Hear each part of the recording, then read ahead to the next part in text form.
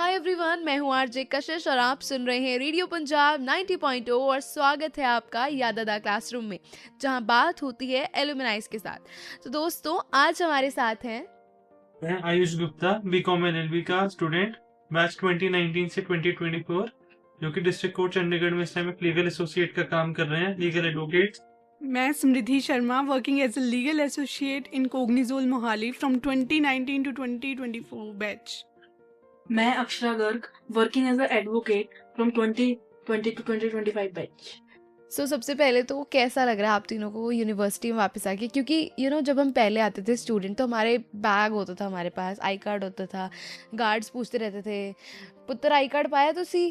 तो आज पूछा कि आपको किसी ने कि आपने आई कार्ड डाला है या नहीं अपा नाल हम साथ से निकल के आ गए हम ना, उन्होंने हमें देखा नहीं और फिर हमें फिर याद आ गया कि अरे हम ऐसे निकल सकते हैं, इससे तो हम बाहर से किसी को ले आते साथ।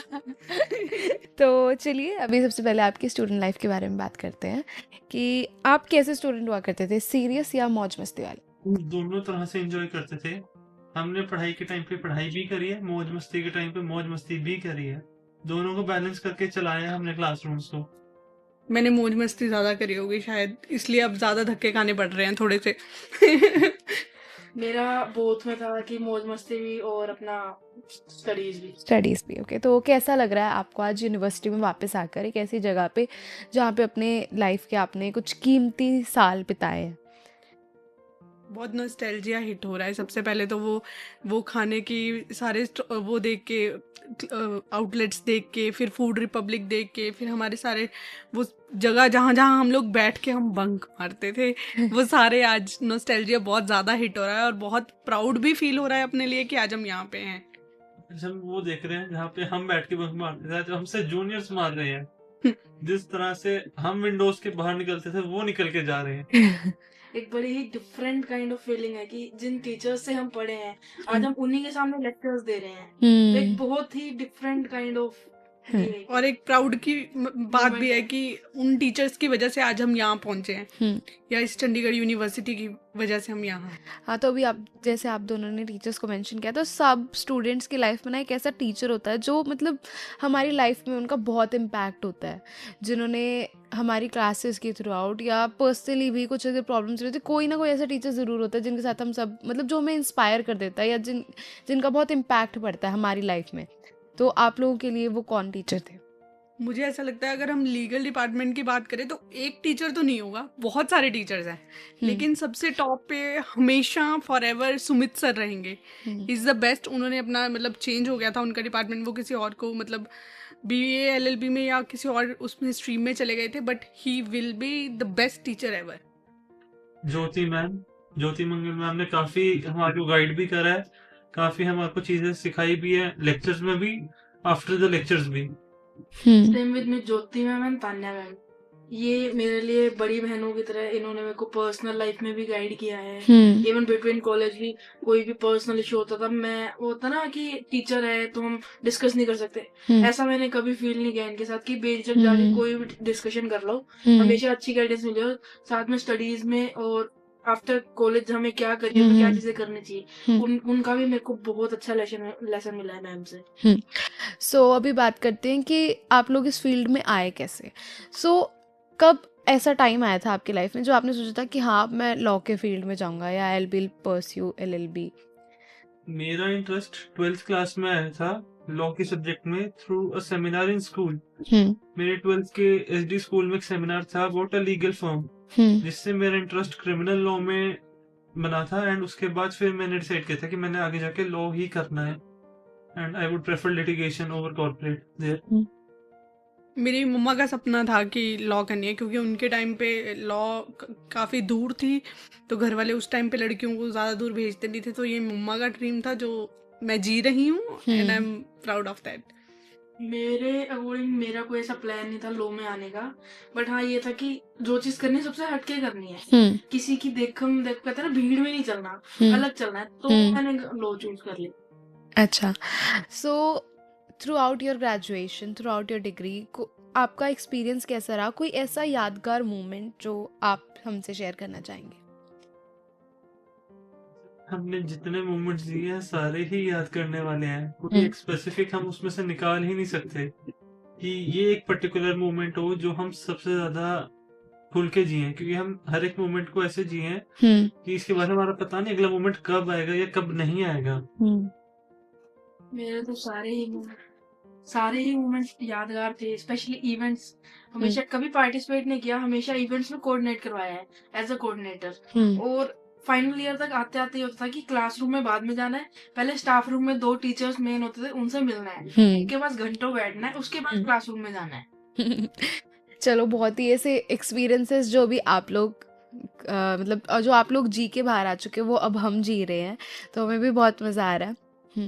सो ड्यूरिंग कॉलेज टाइम आपने कौन से ऐसे स्किल्स और क्या ऐसे पर्सनालिटी डेवलपमेंट आप में हुई जो आज आपको स्टडीज़ या एकेडमिक्स से निकल के कॉर्पोरेट में हेल्प कर रही है? मैं 3 साल क्लास रिप्रेजेंटेटिव रही हूँ अपने 5 साल की डिग्री में, जिसने मुझे बहुत हेल्प करी है। सारी चीज़ों में बोल्ड बनाया है उस चीज़ ने मुझे, क्योंकि मैंने बहुत चीज़ों में अपनी क्लास को रिप्रेजेंट करा है और बहुत जगह अपनी क्लास के लिए मैं खड़ी हूँ। ऐसे ही आज भी मैं बहुत ईजिली और बोल्ड होके हर जगह एज अ पब्लिक स्पीकर मैं काम कर रही हूँ। एज हम इवेंट ऑर्गेनाइजिंग में जब जाते हैं तो हम वहाँ पे काफी जनों से इंटरेक्ट करते हैं जो हमारे लिए नए हैं, जिनको हम नहीं जानते। तो वहाँ से हमारा नेटवर्क बनाना, हमारा लिंक करना, अननोन स्ट्रेंजर्स के साथ फ्रेंडशिप करना और उनके साथ टिल डेट कांटेक्ट मेंटेन करना, ये काफी अच्छी चीज है जो एक्चुअली एज एन एडवोकेट हमें काफी बेनिफिट दे रही है इस टाइम कोर्ट्स में। लीडरशिप स्किल्स जो कि मैंने अपने अंदर चेंज देखा है, क्योंकि इवेंट्स कोऑर्डिनेट कराते कराते आपको पता है कि आपको इतनी टीम को हेड करना है, तो आपके अंदर लीडरशिप स्किल्स बहुत जरूरी है, होनी चाहिए। सो ऑब्वियसली आप लोग अभी सब लॉ के फील्ड में एंटर हो चुके हो, तो लॉ के फील्ड में काफ़ी प्रेशर होता है और डेट्स, फिर क्लाइंट से मिलना, उनके एक्सपीरियंसेस को समझना, वो सब हैंडल करने का आप लोगों का क्या तरीका है? हमारा इसमें ये तरीका है कि बेसिकली जो क्लाइंट अपनी प्रॉब्लम बता रहा है वो हम इस तरह से समझते हैं कि आगे जाके प्रॉब्लम हमारे साथ ना हो। अगर हम उस सिचुएशन में होंगे तो हम किस तरह से उसको डील करेंगे, कितने पेशेंस से कोई हमारे को सुन सकता है, उतने पेशेंस से हमें क्लाइंट को भी सुनना है और उसको सॉल्यूशंस भी देने हैं। पेशेंस बहुत जरूरी है। कोई भी क्लाइंट हो गया या कोई भी केस में, अब जैसे कुछ होते हैं जो कि बिल्कुल ही एजुकेटेड नहीं होते, अब वैसा कोई क्लाइंट आ जाता है, उनको पता नहीं होता क्या कुछ है लॉ में, क्या है, हम कोई लीगल टर्म यूज कर देते हैं या हम नॉर्मल कोई इंग्लिश टर्म यूज कर दें, उनको नहीं पता होता। बिल्कुल पेशेंस रखना पड़ता है। वो एक बार पूछे 1 बार बताओ, 2 बार पूछे 2 बार बताओ, अगर वो 100 बार भी पूछे तो हमें उनको बताना पड़ता है। तो पेशेंस बहुत जरूरी है इस फील्ड में। तो आपके अकॉर्डिंग जो वो अभी के स्टूडेंट्स हैं उनके लिए कौन सी ऐसे इंपॉर्टेंट स्किल्स हैं जो उन्हें आगे काम आएंगे, जो उन्हें अभी सीखनी चाहिए या डेवलप करनी चाहिए अपनी पर्सनालिटी में? अभी को स्टूडेंट्स को एक तो अपने सीनियर्स के साथ कांटेक्ट मेंटेन करके केसेस किस तरह से वो प्रोसीड कर रहे हैं, किस तरह से डील कर रहे हैं, वो चीज सीखनी बहुत जरूरी है कि प्रैक्टिकली जो कोर्ट की वर्किंग है और जो बुक्स में कोर्ट की वर्किंग है वो बहुत ज्यादा अलग अलग है। और अभी बच्चों को थ्योरी से ज्यादा प्रैक्टिकली सीखना और देखना चाहिए मेरे अकॉर्डिंग। कि एम क्लियर होने चाहिए। अगर उनको कॉर्पोरेट सेक्टर में भी जाना है या चलो लिटिगेशन में भी जाना है, बट उनके एम बिल्कुल क्लियर होना चाहिए कि उनको आगे क्या करना है और उनको उसी चीज पे प्रैक्टिस शुरू कर देनी चाहिए। एक क्या होता है, जो सेमेस्टर एंड के बाद जो हमारा हॉलिडे पीरियड होता है ना, इंटर्नशिप लगवाती है यूनिवर्सिटी, बच्चे उस इंटर्नशिप को सीरियसली नहीं लेते। कोई भी फील्ड हो, चाहे लॉ की हो, चाहे सीएससी हो, चाहे भी फील्ड हो, उनको जो इंटर्नशिप पीरियड है ना वो सीरियसली लेके वहाँ पे काम सीखना चाहिए। सो अभी हम एंड की तरफ आ रहे हैं, तो अभी हम लास्ट के 2-3 सवाल करेंगे कि what are your future plans? अभी तो स्टार्ट हुआ है सब, अब इसके बाद क्या, आगे आप क्या करना चाहेंगे? I would like to continue in litigation only as an advocate, and I would seriously like to do one thing, that is to complete the pendency in the courts. I would not say कि मैं 100% उसको खत्म कर सकता हूँ, but जितना मैं contribute कर सकता हूँ कि पेंडेंसी जो है कोर्ट्स की, जो लिटिगेशन के थ्रू ही खत्म हो सकती है, वो खत्म हो जाए।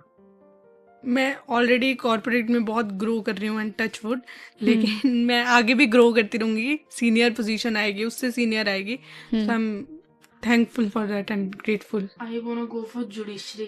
मेरा एम ये है कि जुडिशरी क्रैक करनी ही करनी है।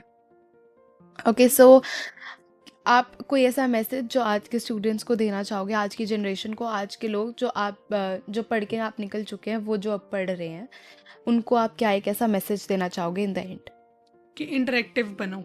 हमने आज भी सेशंस करे हैं या आज भी हम बात कर रहे हैं ना, आप लोग अगर पूछोगे नहीं या बात नहीं करोगे किसी से, आप नहीं ग्रो कर सकते हो। बाहर निकल के रियल वर्ल्ड आपको बाहर दिखेगा। यहाँ तो एंजॉय है, पेरेंट्स से पैसा दे रहे हैं, हम यहाँ खा रहे हैं, पी रहे, we are enjoying here. Real world आपको बाहर निकल के पता लगेगा। तो प्लीज इंटरेक्टिव हो जाओ, कॉन्फिडेंट हो जाओ बोलने के लिए। That's it. अगर आप कहते हैं कि अगर आपको क्लासेस बंक मार भी रहे हो, यूनिवर्सिटी से कहीं ना कहीं कुछ ना कुछ गेन करके जाओ। जब आप एट द एंड कॉलेज से बाहर निकलो ना, आपको ये नहीं होना चाहिए कि मन में रिग्रेट नहीं होना चाहिए मैंने ये चीज नहीं सीखा या ये चीज मैंने नहीं की। हर चीज करो जो आपका मन कर रहा है, but at the end gain करके जाओ। अपना नुकसान मत कराओ यहाँ पे। आप एक तरफ आपकी कॉलेज लाइफ है, एक तरफ आपकी आफ्टर कॉलेज लाइफ है। आप दोनों को देखो। और मैं ये नहीं कहूंगा कि आप आफ्टर कॉलेज लाइफ को अभी से जियो, बट आप खुद को अभी से इसलिए रेडी करो कि आपको आफ्टर कॉलेज लाइफ में ज्यादा हार्डशिप्स ना आए। और जब आप कॉलेज को छोड़ के बाहर की वर्ल्ड में आओ, प्रैक्टिकली आओ, अपने फ्यूचर की तरफ आओ, तो आपको ज्यादा दिक्कत भी ना आए और आप बहुत ज्यादा ऐसी सिचुएशंस में भी बताओ कि जहाँ पे आप अपने आप को अकेला भी पाओ, कि वहां पे आपके लिए कोई है ही नहीं। So thank you so much Smriti and Akshara and Ayush हमारे साथ जुड़ने के लिए। So thank you so much इतने प्यारे प्यारे एडवाइस, मैसेजेस और इंसिडेंट्स हमारे साथ शेयर करने के लिए। तो ऐसे ही मज़ेदार कहानियाँ और किस्से सुनने के लिए बने रहिए हमारे साथ यादा द क्लासरूम में। मैं हूँ आपकी आरजे कशिश एंड सुनते रहिए रेडियो पंजाब 90.2 टशन पंजाबी जशन पंजाबी।